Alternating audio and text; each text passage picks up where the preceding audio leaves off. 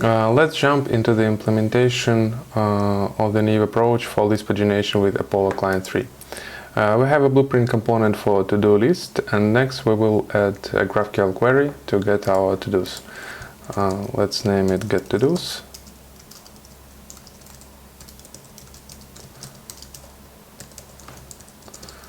Query get to-dos. And define it to receive two parameters, limit and offset, both integers.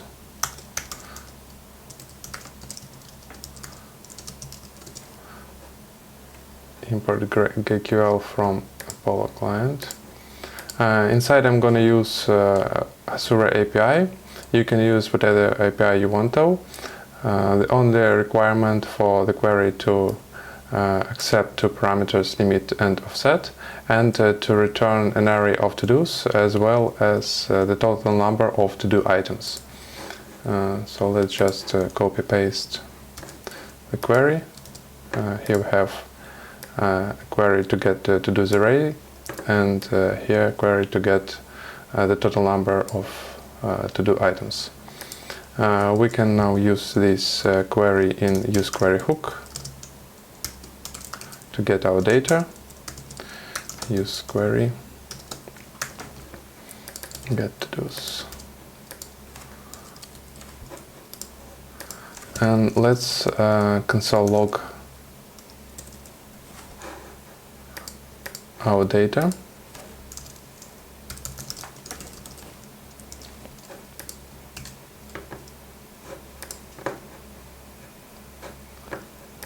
So yeah, we have an object of to-dos, and the total number of to-do items is 50.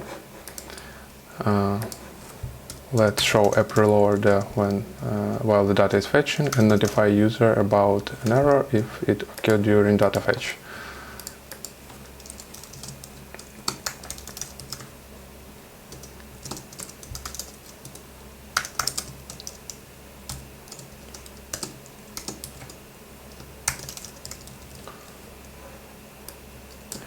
And the same for error, but with another message.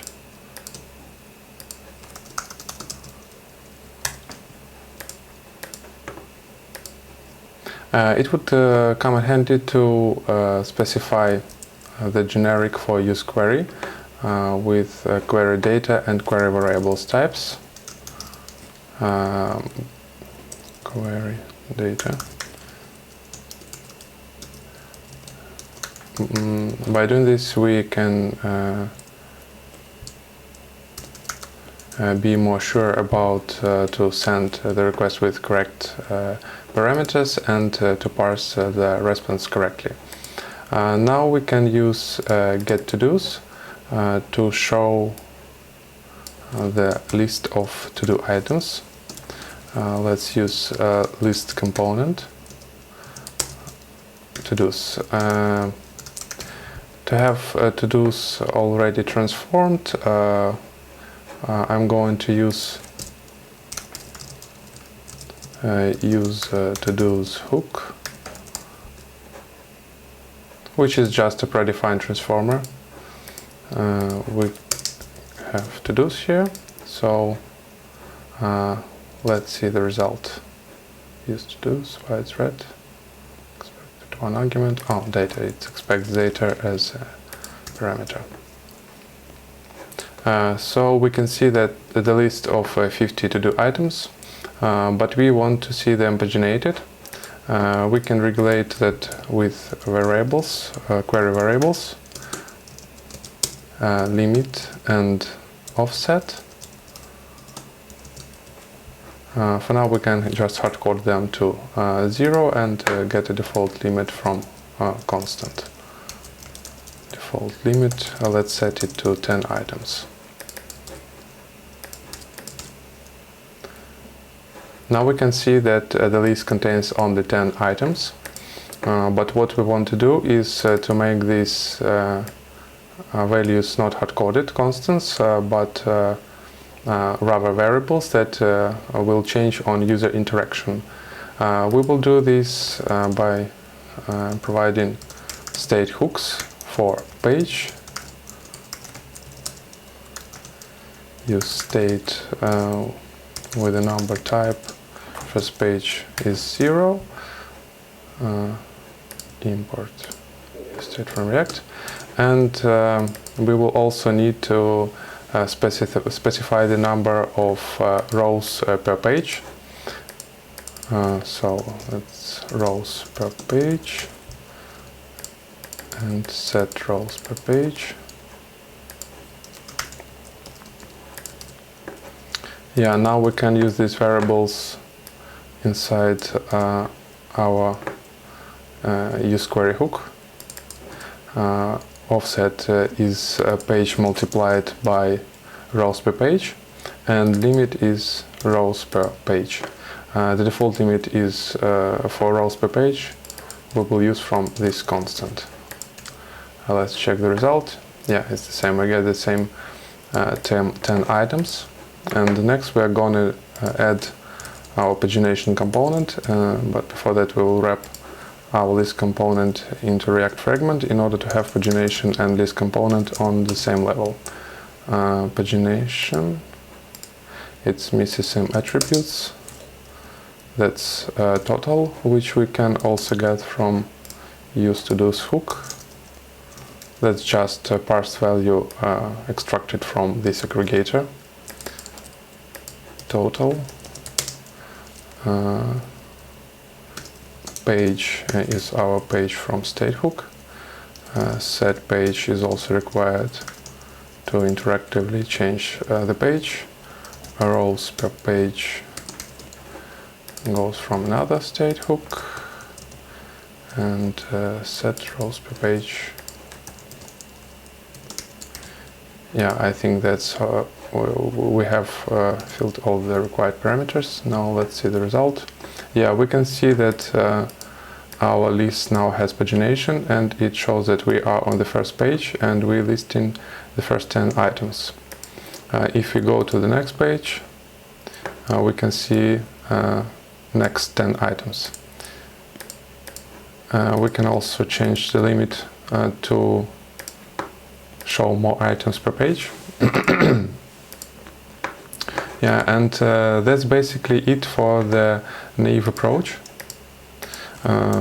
We just regulate variables of limit and offset with with React state hooks, and we get the results cache. We can check this if we open network tab. Let's refresh the page manually.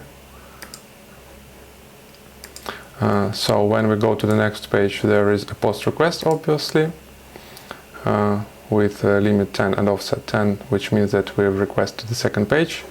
And now, if we go back to the first page, we can see that no post request. We can see no post request in network tab. The same if we return to the second page, and we have another post request if we go to the third page because we haven't visited it yet. The same works with changing the limit. We have a network request when we changed the limit to 25, but when we go back to 10, there is no network request generated. So that's basically it. You can see that the results are cached. Pagination is working, and it works fine for simple scenarios. We can see already two problems with the naive approach. First is, let me demonstrate it.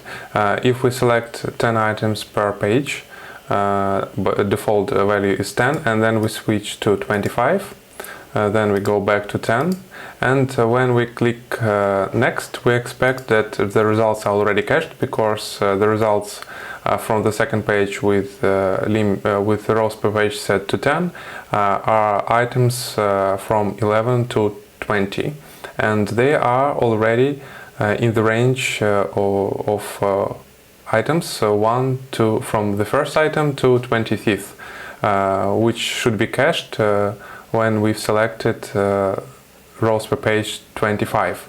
But what we can see is that there is a network request here for the second page, despite that we have already requested items from 1 to 25. This happens because Apollo caches by default queries by variables, so we have a combination of limit and offset variables, and when we go to the next page, it is a combination of limit 10 and offset 10, which has not occurred before, because the previous two queries were with limit 10 and offset 0, and then with limit 25 and offset 0. So when we have a query with variables limit set to 10 and offset set to 10 also, it has a different key, and that is why it is not present in cached results. This is the first problem that we have. And the second problem is cache invalidation. Apollo doesn't provide us with an option to invalidate cache selectively. We can invalidate the whole cache, but that is not what we want for some cases like this one. And these problems, of course, we can solve these problems, and I will show you what is the proposed solution in the next video. Thank you for your attention.